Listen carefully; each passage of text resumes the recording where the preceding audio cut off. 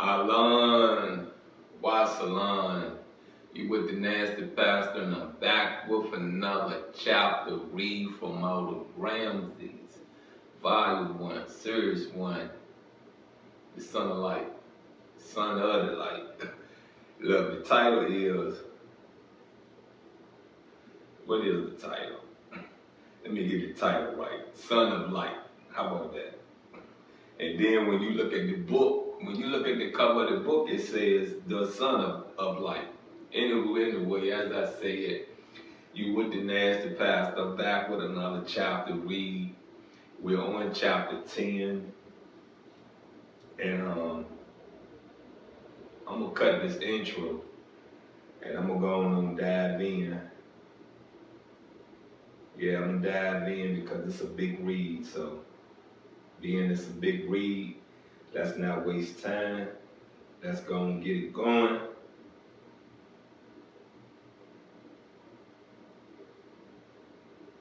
There we go. Good work. His companion cried, already hot on their trail. 3 stragglers, old or sick, became separated from the herd and bolted toward a nearby gully where a wadi flowed in the rainy season. The chariot stopped. Time to walk now. Why? Too rocky here. Wheel damage. But the gazelles will outrun us. Don't think so. I know this place. They'll heed for a cave. And then we'll get them. So they marched for over 3 hours, intent on stalking, indifferent to the weight of their weapons and gear. When the heat grew too intense, they stopped to eat in the shade of a stone outcropping where succulents grew. Tired? No. Then you're a desert man. Either it knocks you flat or it gives you wings, and hot sand will do it for you every time. Pieces of rock broke loose and tumbled down to join the gravel in the riverbed. It was hard to picture this dry red land with a life-giving river, trees, and fields. The desert was the other world present in the heart of the human one. Ramses sensed how precocious his existence was. At the same time, he felt the power that nature stirred in the soul of the silent listener. God had created the desert to make man stop and hearken to the voice of the secret fire. Let's you know what I mean. Let's elaborate on that. You get what I'm saying? Let's really is there's something that's really there. You know, God had created the desert to make man stop and hearken to the voice of the secret fire. Let's look up the word hearken.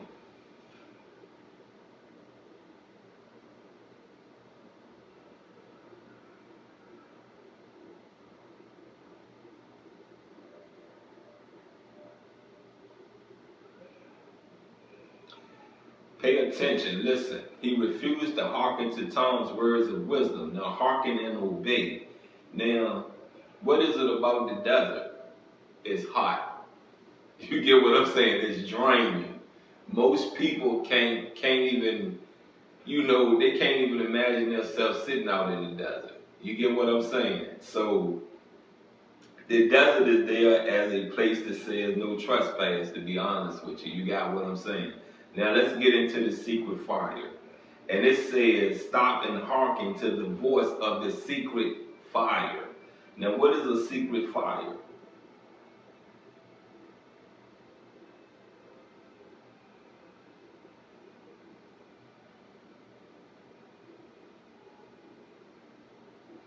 By identifying himself as a servant of the secret fire, a flame imperishable, Gandalf is identifying himself as a MAIA, an embodied angelic servant of the violet protecting the light.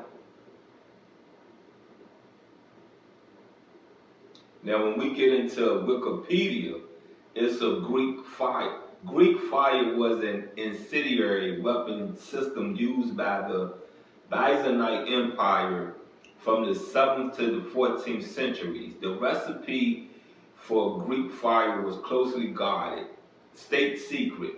Historians have variously speculated that it was based on saltpeter, sulfur, or quicklime. Okay, so this is something that's so different than your regular, you know what I mean, your regular fire. So this particular secret fire had chemicals mixed in it, where that when you look at when you pay attention to history, what they said, if you take a stone and a piece of wood, or you take two stones and rub them together under heat or something like that, it sparks a fire. Okay, so this is basically really a chemical fire. You understand what I'm saying? And the reason is based on being a secret, so that other cultures wouldn't be able to have those, you know what I mean? Wouldn't be able to make it, wouldn't be able to have it, wouldn't be able to use it. That fire was something that was probably a tool used in war. You feel what I'm saying? Probably a tool used to keep something lit so they're able to see. You feel you get what I'm saying? Let's dive back into this. The charioteer checked the flint-tipped arrows. Two fletches with rounded edges weighed the opposite end of the shaft. Not the best, but we'll make do. How far to the cave? An hour, give or take. Want to turn back? Let's get going. Not a snake, not a scorpion, no living thing seemed to dwell in this desolation. They had probably burrowed in the sand or beneath a rock to come out only in the cool of evening. My left leg is bothering me, said Ramses' companion, an old war wound. We may need to stop and rest. When night fell, the man was still in pain. Sleep, he told Ramses. This leg will keep me awake. If I start to nod off, I'll wake you. First came a pleasant warmth, then the sun left a gentle dawn behind, and it was scorching. Emerging victorious from its nightly combat with the shadows and the life-devouring dragon, it grew too bright for mere mortals. Ramses awoke. His hunting companion had disappeared. The prince was alone without food, water, or weapon, and several hours' walk from this point of departure. He set off without delay at a steady pace, husbanding his strength. The man had deserted him, assuming he'd never survive the forced march back. Who had put him up to this? Who would want to pass premeditated murder off as a hunting accident? Everyone knew the prince was impulsive. The story would go, in pursuit of his prey, he had lost all caution, and now he was lost in the wilderness. Shinar, it had to be his sneaking, spiteful brother. Ramses refused to leave Memphis, so Shinar sent him to cross the river of death, boiling with rage. Ramses vowed not to make that journey. Instead, he unerringly retraced his path to the meeting place, advancing relentlessly as a conqueror. Let me say this to you again, you know what I mean? We're gonna take this part of this reading, pause it on out, and you know, this your brother. You get me? This your brother. And it's all behind a woman. You understand what I'm saying? It's all behind a woman. This man is already up next to sit on the throne, this brother Shinar. And I haven't did the research on Shinar yet, but I have it written down. It's one of my tags I'm gonna get into to figure out who this man is, you know what I mean, and what happened to him, because there's not for him to be the oldest child next to say, you know, the oldest child to take over. There's no talks of him in history, for real, you know what I mean? It's some talk of him right now with in this book about Ramses the second. You got what I'm saying?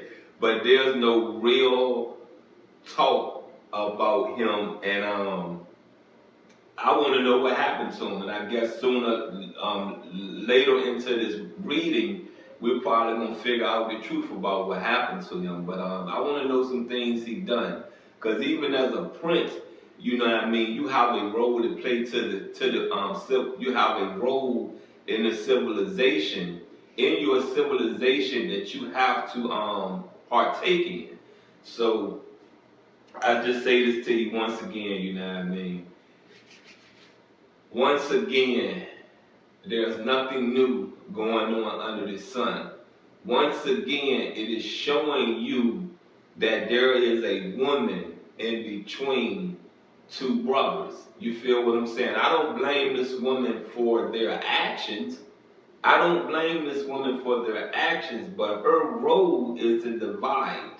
Is that not what she's doing? Dividing them? Now, you got a brother trying to kill off his other, his younger brother. And that takes you back to the story of Cain and Abel. You understand what I'm saying? That takes you back to the story of Osiris and Seth. You get what I'm saying? It was two brothers. You feel what I'm saying? You get it? And once again, it's all about a woman. Wake up. You understand what I'm saying? Wake up. And now time, you got what I'm saying? Women play tricks on you.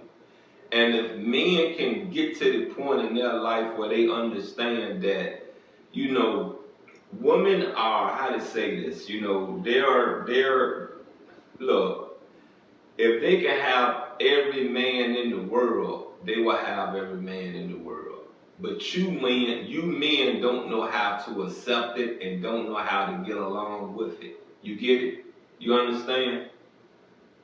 I'm a difference. I'm very different. You feel I'm very, very different. If you're not my main woman, or if the cards have been played out from the beginning and I said, okay, I'm for this, there's nothing I'm gonna say out my mouth. But if I'm not receiving my due diligence, my time, yeah, I'm gonna speak up then. You get what I'm saying? I'm gonna speak up about that. But if I'm down for what you say and I done signed up for this, what you're doing, there's no complaints out of me. You get what I'm saying? And I'm a man, really, for real, I don't want to share my woman with nobody. I don't. Most women I've dealt with don't even have enough time that I require. You understand what I'm saying? And I'm supposed to be just their only man. So if a woman got 50 men, how are you going to give me the time that I feel I'm required to have? You can't give it to me. You understand what I'm saying? You get it? So I say this to you again, you know what I mean? There are some men in the world, you need to be by yourself. You need to stay single. There are some women in this world that you just need to stay single. You don't need to be tied down to nobody. You get what I'm saying? That way you don't have to answer any questions. You don't have to feel obligated to anyone. Because that is the misconception. And that is when the issue arises, because you're obligated to someone, but you out there being with someone else. You get it? You understand it now? Wake up. You get what I'm saying? And by now, you should know your woman. By now, you should know your man. If you're just on a I want to meet you and squeeze you out some money, then you ain't got to be obligated. All you got to be is upfront with this is. Come on. Instead of me waiting 2-3 months down the line to get this money from you, look, this is what it's about. Be upfront. Point blank period. I'm gonna sell this pussy. I'm gonna sell this vagina to you. I'm gonna sell his head to you. You get it? Either that man gonna understand it, flip them dollars out, or either that man gonna move on. And that means what? If he's moving on, that means that he been a waste of your time, right? And who don't like their time not being wasted? Because I don't like my time being wasted. You get it? I just don't. So what I try to do for real, and sometimes it's bad, sometimes it's good. I find a blessing in the time I've put there, whether I've wasted my time, whether I've gained something out of that time. I try to figure the blessing, because somewhere down the line, you have saved me from something. There's something you have saved me from by me putting my time into you and it turning out to be nothing. You get what I'm saying? There's something you have saved me from. Anyway, like I said, it's been another chapter read of Ramses, the Son of Light, Volume 1, Series 1. I check y'all next week. I love you and I'm out.